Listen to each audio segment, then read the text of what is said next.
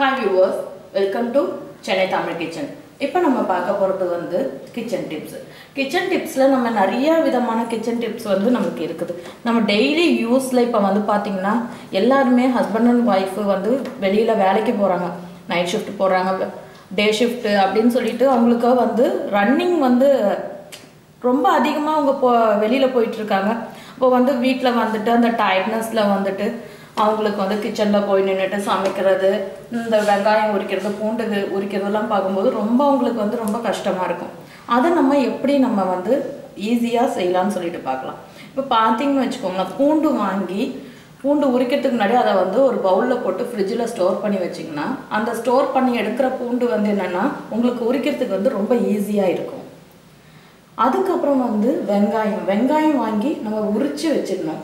உரிச்சு ஃப்ரிட்ஜில் வந்து போட்டு ஒரு டிஷ்யூ பேப்பரில் போட்டு சுற்றி ஒரு பவுலில் போட்டு அடைச்சி வச்சிங்கன்னா நீங்கள் எடுத்து எப்போ நீங்கள் வந்து கட் பண்ண போகிறீங்களோ அந்த டைம் வந்து உங்களுக்கு வந்து அதிகமாக கண்ணிலேருந்து தண்ணி வராத இருக்கும்.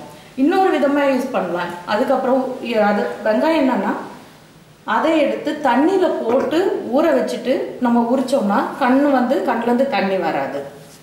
அதுபோல் நிறைய விதவிதமாக நம்ம வெங்காயத்தில் யூஸ் பண்ணிக்கலாம். இப்போ வந்து நம்ம என்ன பண்ண போகிறோம்னா இஞ்சி பூண்டு விழுது அரைக்கிறத பற்றி பார்க்கலாம். நான் வந்து தேவையான அளவுக்கு வந்து இஞ்சி எடுத்திருக்கேன், கொஞ்சம் பூண்டு எடுத்திருக்கேன்.